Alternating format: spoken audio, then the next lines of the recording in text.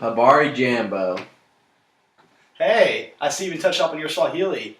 Habari Jamba means hello, how are you? Fantastic. Asanteo. That means thank you. Did you have a nice trip?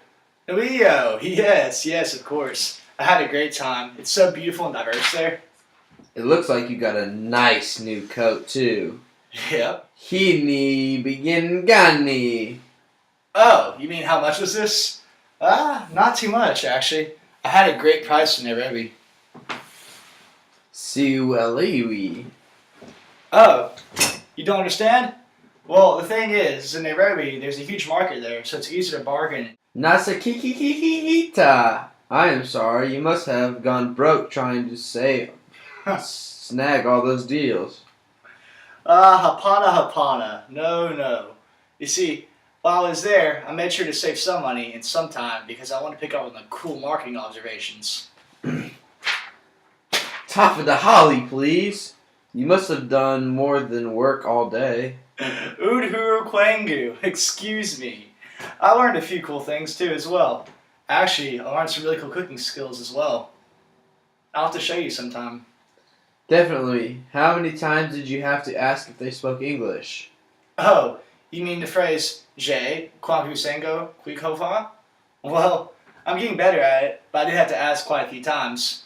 I made sure to say the phrase Kwahari, or goodbye, as soon as I left. Definitely. Want to talk to me more about the trip after dinner? Yeah, for sure. One of the staple foods in Kenya is a traditional dish called ugali. Now, ugali is a traditional cornmeal staple that's traditionally added into a bowl of hot water and is then cooked until it becomes a giant pack of densely packed cornmeal. It is then traditionally served with vegetables or a stew of sorts. So, the first step is we boil water, and now we're going to add the cornmeal into the pot.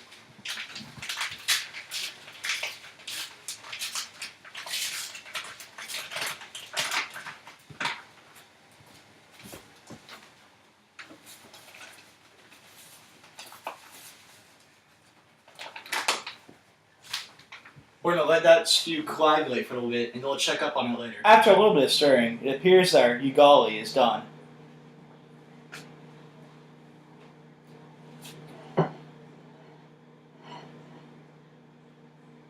Notice the thick texture of the cornmeal as it lies in the pan. This thick texture might not be of the greatest quality, but for Kenyans it is a staple in their day-to-day dining. In fact, they mix ugali with just about anything in order to make a meal. Ario is one of those famous dishes in Kenya, a food that originated as a Kikuyu staple and soon spread throughout the country. Peas and potatoes are mixed together in a pot of boiling water and then mashed together and are traditionally added with extra vegetables before being served with extra vegetables for added starch and texture. We're going to put some peas and some potatoes into this pot of boiling water.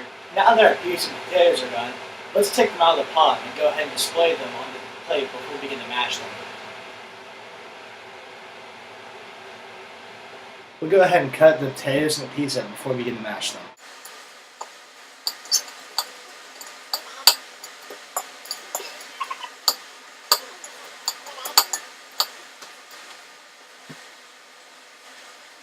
Now we've made the arena together with the peas and the mashed potatoes, and we've also spiced up the ugali. We're going to add some seasoning to the dish to add texture and flavor. First, we're going to add some poppy seeds. Next, we're going to add a little bit of black pepper.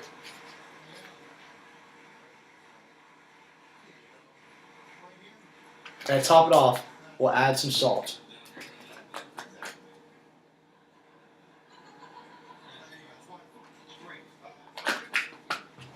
Alright, man, go ahead and dig in.